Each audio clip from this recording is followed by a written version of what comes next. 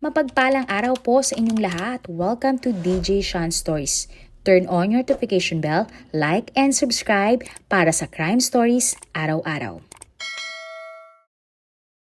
Kung meron mang isang pangalan na talagang tumatak ngayong taon sa ating isipan, marahil ito ay si Sara Diskaya. Isang napakayamang negosyante, naging kandidato sa eleksyon at isang kontraktor na nasangkot sa kontrobersyal na korupsyon sa flood control project. Sa ating istorya ngayon, kilalanin natin kung sino nga ba talaga si Sara at kung paano siya nasangkot sa mga isyong binabato sa kanya at ang update sa kanyang buhay. Si Zara Rowena Cruz Diskaya ay mas kilala bilang Sara, 49 years old, ay ipinanganak sa London, England ng taong 1976. Ang kanyang mga magulang ay parehong mga manggagawang Pilipino sa ibang bansa. Ang kanyang ina ay nagtatrabaho bilang isang chambermaid habang ang kanyang ama naman ay isang waiter. Pero sa isang pahayag, sinabi nga ni Sara na ang kanyang ama ay isang dating kontratista para sa mga LGU o Local Government Unit. Inamin din ni Sara na ang kanyang pamilya ay mula sa middle-class family lamang sa United Kingdom. Samantala, sa isang column naman ng Vera Files, sinabi doon na si Sara ay anak sa labas ng kanyang Filipino-British na ama. Ang Cruz sa pangalan ni Sara ay apelyido ng kanyang Pilipinong amain. At ayon din sa parehong column, isang babaeng nagngangalang Lisa ay ang kanyang kapatid sa ina. Nag-aral nga si Sara ng elementary at high school sa London. Taong 2001 nang umuwi si Sara at ang kanyang kapatid kasama ang kanilang ina sa Pilipinas para mag-aral ng kolehiyo. 2 taong ngang nag-aral si Sara ng Business Administration degree sa La Consolacion College, Pasig. Ngunit kalaunan, lumipat si Sara sa Pasig Catholic College kung saan siya kumuha ng kursong Bachelor of Science in Business Administration Major in Management of Service Institution degree. Matapos mag-aral, siya nga ay nagtrabaho bilang receptionist sa dental clinic at naging isang orthodontic nurse si Sara. Nasubukan din ni Sara magtrabaho bilang communication specialist, marketing specialist at marami pang iba. Si Sara ay nagkaroon din ng maikling panahon sa industriya ng entertainment kung saan nakatrabaho niya si Nora Honor bago siya patigilin ng pagtatrabaho sa industriya ng pag-aartista ng kanyang ina. Pero habang nag-aaral sa college, nakilala ni Sara ang lalaki na kanyang naging asawa kalaunan. Ang lalaki na ito ay si Pacifico Diskaya II na kilala bilang Curly, 50 years old. Si Curly ay ipinanganak naman ng May 15, 1975. Mayroon siyang kambal at siyam na magkakapatid. Ang pamilya ni Curly ay nakatira lamang dati sa Manggahang, Pasig na isang bahaing lugar. Kaya naman alam mismo ni Curly ang pakiramdam na mabuhay kasama ang baha, lalo na at sila ay informal settlers lamang noon. Taong 2006 naman ang pumanaw ang kambal na kapatid ni Curly. Si Curly ay kinuha nga o inampo ng pare ng Immaculate Conception Cathedral. At sa simbahan nagsilbing altar boy si Curly. Bukod doon, naglalampaso din siya ng sahig at nagpupunas ng mga upuan ng simbahan. Ayon nga sa isang interview, nakikiusap si Curly sa pari kung pwede ba niyang iuwi ang mga pagkaing donasyon sa simbahan. Ginagawa ito ni Curly para makatikim ang kanyang mga magulang at kapatid ng masarap na pagkain. Habang nakatira sa simbahan, naisip nga ni Curly na maging pari na lamang. Sumagi sa kanyang isipan na maging pari para takasan ang kahirapan ng buhay. At kung naging pari nga kung sakasakali ang lalaki, wala siyang kailangang buhayin na asawa at anak. Ang mga donasyon naman daw na pagkain sa simbahan ay ibibigay ni Curly sa kanyang pamilya. At ang umampun nga na pari kay Curly ay nagpag-aral siya sa isang kolehiyo. Wala namang public record kung ano ang naging kurso ni Curly sa Pasig Catholic College, pero sila ay naging magkaklase ni Sara. Ayon kay Sara, palagi siya noon pinagtatawanan ni Curly dahil sa kanyang British accent. Nung una, natorpe nga si Curly na ligawan si Sara sapagkat mahirap lamang siya noon. Pero dahil gusto niya talaga ang babae, naglakas loob si Curly na lapitan si Sara. Ayon nga kay Curly, bulaklak mula sa mga santo sa simbahan ang ibinibigay niya kay Sara noon habang nililigawan niya ang babae. Nakatipid umano si Curly lalo na at wala naman siyang pera. Hindi nagtagal, nagkaroon na nga ng relasyon sina Sara at Curly. Taong 2003 nang ikinasal ang dalawa sa ilalim ng isang civil ceremony. Sina Sara at Curly ay nagkaroon ng 4 na anak, 3 lalaki at 1 babae. Noong 2016 naman nang ikinasal muli sina Sarah at Curly sa simbahan. Ayon sa mga balita, ang mag-asawa ay tumira sa bahay ng nanay ni Sarah at namuhay ng nakadepende sa ina ni Sarah. Isang araw nga, humingi ang mag-asawa ng tulong sa tita ni Sarah na si Vicente P. Eusebio, ang dating mayor ng Pasig City. Sinabi din sa isang balita na half-brother ng ina ni Sarah si Vicente.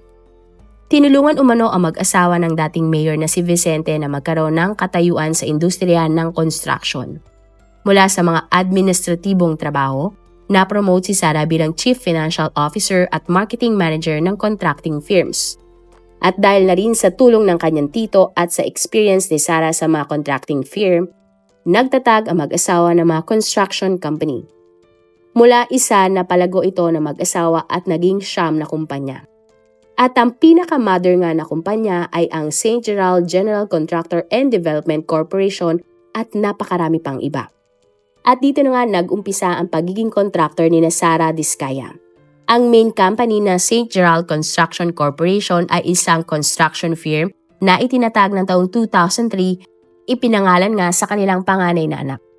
Pero sa isang article ng taong 2024, mariing itinanggi ni Sarah na kamag-anak niya ang mga Eusebio.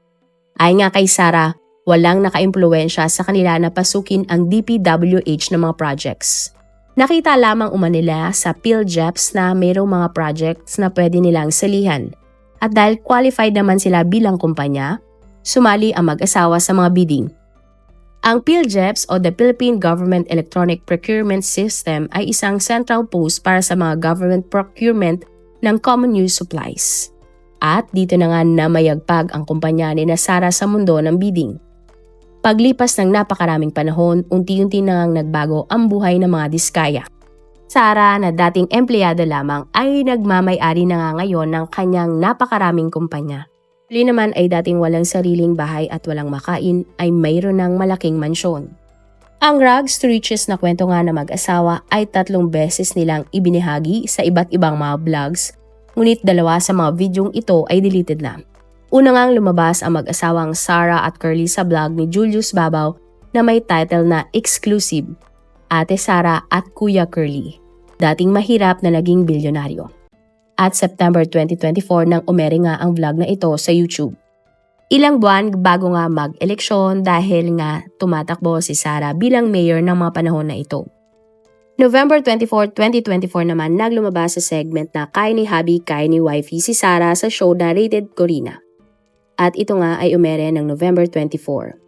January 5, 2025 naman nang na-interview ang mag-asawa sa Corina Interviews na may title na A Victim of Bullying, Now a Politician.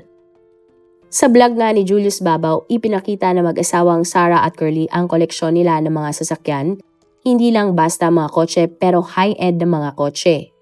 At tinatayang 40 na kotse ang nasa garahe ng mga Diskaya.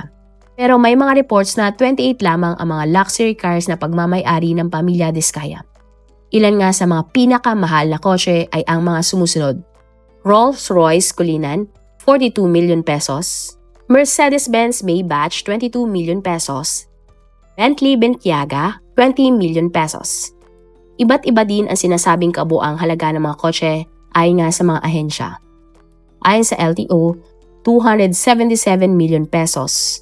Pero ayon naman sa Bureau of Customs, ito ay may halagang 500 million pesos hanggang 1 billion pesos. Ayon sa mga Diskaya, ito ay may halaga lamang 200 million pesos. Pero ayon sa media, ang mga kotseng ito ay may halagang 465 billion pesos. Ang nakakatawa pa nga sa video na ito, sinabi mismo ni Sarah na ang mga kapritsyong dahilan lamang kung bakit niya binili ang mga mamahaling kotse na ito. Ayon sa kanya, natuwa siya dahil isa sa mga kotse ay mayroong champagne glass, lamesa na may TV at payong. Sa vlog, ipinapakita din na tumutulong sa mga residente ng Pasig ang mag-asawang Sarah at Curly tulad nga ng pagsasagawa ng mga medical mission at iba pa. Sa interview naman ni Corina Sanchez kay Sarah, saglit na ipinakita ng ginang ang kanilang 3rd floor na bahay. Sinabi pa nga ni Corina na mula sa hirap ngayon si Sarah ay nasa top of the world na. Ibinahagi din ni Sarah na habang nag-aaral siya sa London, nabully siya ng kanyang mga kaklase. Dahil doon, pansamantalang inuwi si Sarah sa Pilipinas saan isinali siya ng kanyang lola bilang Little Miss Noranyan. Pero hindi nagustuhan ng ina ni Sarah na lumalabas ang kanyang anak sa TV, kaya naman pinabalik si Sarah sa London. Nang nagdalaga na si Sarah, naging sporty siya at ilang sports ang kanyang silalihan habang nag-aaral. Matapos magkolehiyo, nagtrabaho na si Sarah. Nabuntis siya pero inilihim niya ito sa kanyang nanay at saka bumalik ng UK. Mayroong 3 trabaho noon si Sarah sa UK at bago siya nanganak, dun pa lamang niya ipinaalam sa kanyang ina ang tungkol sa kanyang pagbubuntis. Dumanas nga ng postpartum depression si Sarah dahil mag-isa lamang siyang nanganak habang nasa Pilipinas si Curly. At dahil sa hirap ng kanyang dinanas, umuwi si Sarah sa Pilipinas, dala ang kanyang anak at ikinasal na siya kay Curly. Alam ni Sarah ang hirap ng buhay ni Curly at pamilya ng lalaki. Ang bahay umano ng kanyang asawa ay wala man lamang sariling banyo. Amin nga ni Sarah ang kanilang 4 na mga anak ay may ADHD o maikli ang attention span ng mga ito.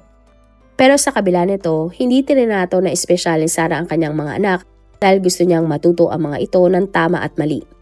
Hanggang sa tinanong na nga si Sarah kung paano nga ba sila nag-umpisa sa construction, ay nga sa babae ang ama niya ang nag-umpisa ng lahat. Nang bumalik umano sila sa Pilipinas, nagnegosyo ang kanyang tatay ng construction supply. Hindi kalaunan lumago ito at nagtrabaho bilang foreman si Curly sa kanyang tatay. At sa pagdaan nga ng panahon, umiling sina Sarah at Curly sa ama ng babae ng maliit na construction project at binigyan naman sila. Wala namang background ang mag-asawa sa construction, pero ayon nga kay Sarah na pag-aaralan naman ang lahat at unti-unti silang natuto. Nung una, hirap ang negosyo ng mag-asawa kaya nag-venture sila sa ibang larangan tulad ng patahian. Subalit para kay Sarah, nababagalan siya sa pasok ng pera kaya nagturo na lamang siya ng ESL habang nagbebenta naman si Curly ng bubong. Hindi nagtagal, nag-focus na lamang ang mag-asawa sa construction business. Hagi nga ni Sarah nung panahon ng bagyong Ondoy, sumuong siya sa baha para lamang mangutang dahil walang-wala silang pera ni Curly. Nakwento din ni Sarah na isang beses may nagyaya sa kanya na sumali sa isang agency na nangongontrata para sa mga proyekto ng gobyerno. Nagbigay daw ng pera si Sarah sa agency pero sila ay na-scam. Dahil nga sa nangyari, na-stress si Sarah at nagkaroon siya ng mild heart attack. Muling sinubukan ni Sarah na kumuha ng kontrata mula sa gobyerno, lalo na mula sa mga proyekto ng DPWH. Umano nagsimula ang magandang buhay na mag-asawa. Taong 2012, unang DPWH bidding na mag-asawa sa panahon ni Presidente Aquino. 2014, itinatag ang kumpanya na Alpha and Omega at St. Timothy na may puhunan na 3.93 million pesos. Ito ay masasabing ang mga pangalawa at mga sumunod na kumpanya na mag-asawa. 2014, sinuspindi ng DPWH ang St. Gerald Construction matapos nitong magsumite ng peking tax clearance. Sa kabila nito, nanalo pa din ng 9 na kontrata ang St. Gerald na nagkakahalaga ng 440 million pesos. At ang suspensyon ng St. Gerald ay natanggal naman ng March 4, 2016, 3 buwan bago naupo ang dating presidente na si Pangulong Rodrigo Roa Duterte. 2016, nagsimulang kumuha ang mga diskaya ng mga flood control projects mula sa DPWH. 2018, itinuri nga ang St. Gerald na country's top contractors. 2020, na-blacklist muli ang St. Gerald ng 1 taon dahil hindi agad nila natapos ang mga school projects sa Cavite. At taong 2022, na mayagpag ang mga diskaya at nakakuha sila ng napakaraming flood control project mula sa DPWH. Ang mga nakuhang kontrata na mag-asawa ay umabot nga ng 31.6 billion pesos. Ayon sa ilang mga balita, kung pagbabasihan ang mga larawan ng sasakyan ni Sarah at Curly, nabili nila ito mula 2022 hanggang 2025 lamang. August 2024 naman nang sumali si Sarah sa Partido Federal ng Pilipinas na pinamumunuan ng kasalukuyang presidente na si Bongbong Marcos. Ipinahayagan ni Sarah na gusto niyang tumakbo bilang mayor ng Pasig. At October 2024 na nagfile nga si Sarah ng COC sa ilalim ng partido ng Union ng mga Gabay ng Bayan. Isang buwan matapos ngang may feature sa isang vlog ang mag-asawa. Umali nga ng napakaraming issue ang pagtakbo ni Sarah. Inamin kasi na negosyante na kakaparehistro lamang niya bilang botante at unang beses niyang bumoto nang siya ay tumakbo bilang mayor. Ayon kay Sarah, prinubok siya ng kasalukuyang mayor na si Vico Soto na tumakbo dahil sa paninirang puri ng mayor sa kanyang pamilya. Dagdag pa ni Sara, hinarangan umano ni Mayor Vico Soto ang operasyon ng kanilang mga negosyo. Ayon naman kay Mayor Vico, ang kumpanya ni Sara ay naglabas ng malaking pondo para siya ay siraan sa social media. May conflict of interest din daw sa pagtakbo si Sara dahil ang kumpanyang St. Timothy ay pagmamay-ari ng mga diskaya ay may kontrata sa Commission on Elections para sa taong 2025 midterm election kung kailan nga tumakbo si Sara Diskaya. May mga sabi-sabi naman mula sa mga netizens na gustong manalo ni Sara sa gayon ay makabalik ang mga Eusebio sa kapangyarihan sa Pasig. Sinabi pa nila na kapag nasa posisyon na si Sara, mas mamamayagpag uli ang mga negosyo ng mga ito. Ngunit iginiit ni Sara na ang kanyang construction fear ay hindi front para sa mga Eusebio dahil wala siyang koneksyon sa mga ito. Question din ang pagkakaroon ni Sara ng British passport at kung karapat dapat ba siyang tumakbo bilang mayor. Pero giit ng kampo ni Sara, siya ay dual citizen kaya pwede siyang tumakbo sa pagka-mayor. Subalit sa huli, natalo si Sara ng malaki laban sa kasalukuyang mayor na si Vico Soto. Sa SONA naman ng Pangulong Bongbong Marcos ng July 28, 2025, nag-umpisang masangkot ang mga diskaya sa controversial na flood control project. Kanyang SONA, sinabi nga ng presidente na 5,500 flood control projects ang natapos ng kanyang administrasyon mula 2022 hanggang 2025 at ang kabuang pondo nga na nailaan para rito ay 118 billion pesos. Maraming ang mga Pinoy ay nagreklamo na bakit malaki ang budget sa flood control project pero lalong lumala ang baha sa Pilipinas. May aligasyon din na ilan sa mga proyekto ay gross project o substandard na materyales ang ginagamit dahil mabilis masira ang mga ito o kung minsan nga ay wala talagang proyekto. Hindi nagtagal, inilabas nga ang listahan ng 15 contractor na nakakuha ng mga flood control projects na ito. At ilan nga sa mga kumpanya ay pagmamay-ari ng mag-asawang Diskaya. Dahil dito, naging issue nga ang mag-asawa dahil sa flood control projects. Ano pa nga silang nadain ng punahin ng mayor ng Pasig na si Vico Soto, ipinakita nilang yaman sa mga vlog. Sabi nga ni Vico Soto na bayad umano ang interview ng 10 million pesos. Ngunit itinanggi naman ito ni na Julius Babaw at Corina Sanchez. Ay nga kay Julius, ang interview niya sa mag-asawa ay tungkol sa kanilang lifestyle at hindi sa politika. Ay naman sa producer ni Corina, nalaman lamang nila ang tungkol sa pagtakbo ni Sara nang i-interview na nila si Sara ng January 2025. Kami nga ang napataas ang kilay at napatanong nga ang mga netizens na baka kaya 40 ang mga mamahaling sasakyan ng mga diskaya ay dahil binulsa nila ang mga pondo sa flood control.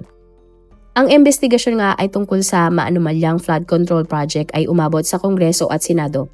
Lalo na ang mag-asawang diskaya ay isa sa mga contractor na ipinatawag sa hearing.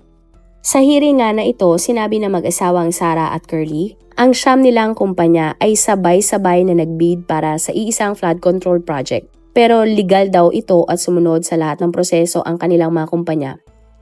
Ayon pa sa mag-asawang Diskaya, napupunta man sa kanila ang mga project, wala silang kinalaman sa pera ng bayan. Nabi na mag-asawa na 23 years na silang nagnenegosyo kaya pwede naman sila sigurong umunlad katulad ng iba at makabili ng mga mamahaling sasakyan. Bukod doon, mayroon pa din daw silang ibang mga negosyo maliban sa construction company. Git pa nila, pumasa sa turnover at inspection ng DPWH ang mga ginagawa nilang mga flood control project. Kaya ang tanong nga ni Sara, kung pumasa ang proyekto, bakit sila ang sinisisi tungkol sa mga baha ngayon? Ayon pa sa mag-asawa, sila umano ay ginamit ng ilang korap na opisyal o politiko para makapasok sa mga anomalyang flood control project PD. Ito ay bahagi ng kanilang depensa na hindi sila ang mastermind ng lahat. Sa hearing naman ng September 8, 2025, ito nga ang mga sinabi ng mag-asawang Sara at Curly Diskaya. Inamin nila na may mga politiko at ilang DPWH officials ang umano'y humingi ng pera o porsyento ng kontrata para maproseso at maaprobahan ang flood control projects na na-award sa kanilang kumpanya. Ayon din sa kanilang testimonya, ang mga ilang senador at kongresista ay humingi umano ng 10% ang 25% na komisyon bago ma-release ang pondo para sa kontrata. Nabing kailangan nilang sundin ito dahil kung hindi pwedeng ituloy ang mga proyekto. Ang mga binigyan umano ng pera ng mga diskaya ay sinabing utos ni Salgeco At ang pera nga ay mula sa budget insertions na inaprobahan umano ni Martin Romualdez. Pero sa kabila nga ng isiniwalat na mag-asawang Diskaya, sila pa din ang naging sentro ng investigasyon. Inisip umano ng DOJ na kuning state witness sina Sara at Curly sa kaso ng flood control projects. Pero hindi ito natuloy. Sa halip, sila ay na-cite in contempt lalo na si Curly dahil nga sa napatunayan siyang nagsisinungaling tungkol sa dahilan kung bakit hindi nakadalo sa hearing ng Senate si Sara. Sa itinatag na nga ang ICI o Independent Commission for Infrastructure na siyang tutuktok sa investigasyon at anomalya sa flood control projects. Inimbitahan ang mag-asawang Diskaya pero hindi sila nakipagtulungan sa investigasyon. Matak naman sa mga Pinoy ang pag-finger heart ni Sara na nakunan sa video nang siya ay nagpunta sa DOJ. Ayon sa netizens, ang ginawa ni Sara ay indikasyon na hindi niya sineseryoso ang investigasyon. At tila ba binabaliwala ng negosyante ang mga buhay na nawala dahil sa mga palpak na flood control projects. At tinagurian nga si Sara na flood control queen.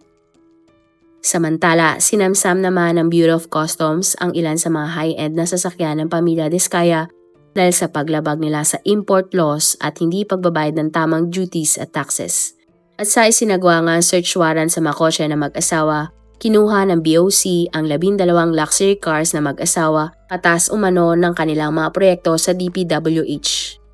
At makalipas ang 2 araw, isinuko ng mga Diskaya ang 16 na kotse sa BOC. Ang ilan sa mga sasakyan ay inauction ng BOC upang kumita ang gobyerno mula rito.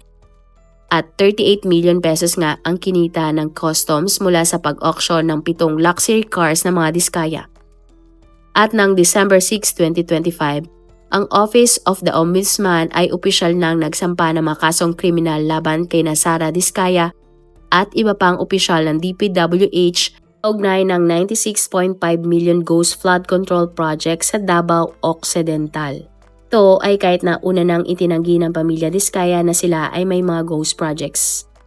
Pero bago ito, usap-usapan nga na sila ay gagawing state witness at papangalanan ang mga taong involved sa flood control projects. Pero ito ay hindi nangyari at tila marami nga ang kumontra dahil nakinabang umano ang mga Diskaya sa pagnanakaw at kickback scheme. Si Sara nga ay kinasuhan ng graft at malversation of public funds through falsification of public documents o paglustay ng pera ng bayan at ang kaso na ito ay walang piyansa.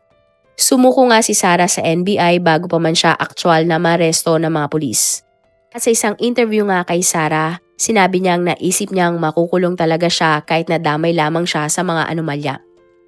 Sinabi din ni Sara na natatakot siyang makulong dahil mawawalay sa kanya ang kanyang 4 na mga anak na may ADHD na kailangan ng espesyal na atensyon. Hindi nga daw alam ni Sara kung paano na lamang ang kanyang mga anak kung siya ay makukulong, lalo na at nakakulong din daw si Curly sa Senado ngayon. Siya ay tinago muna sa isang detention facility matapos niyang sumuko. Ipinasara na din ng Pasig City LGU ang 9 na kumpanyang pagmamay-ari ng pamilya Diskaya. At December 18, emosyonal nga si Sara Diskaya na nangyari na ang kanyang pinangangambahan. Alas 8 nga ng gabi nang natanggap ng NBI ang arrest warrant para kay Sara.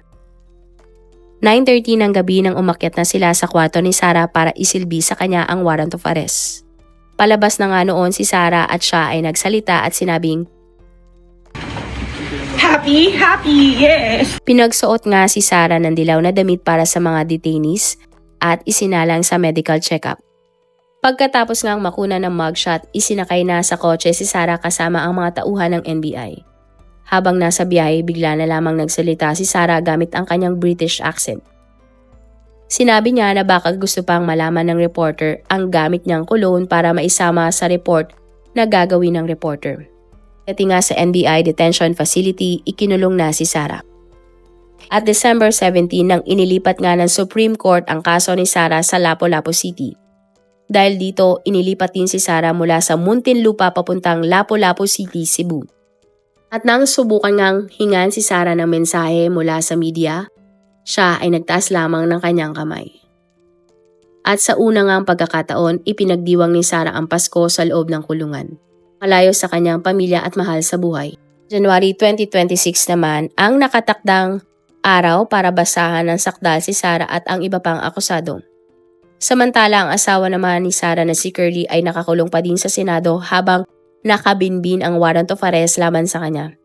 Humingi nga si Curly ng holiday furlough noong Pasko ngunit tinanggihan ang kahilingan niya dahil baka tumakas ang kontratista.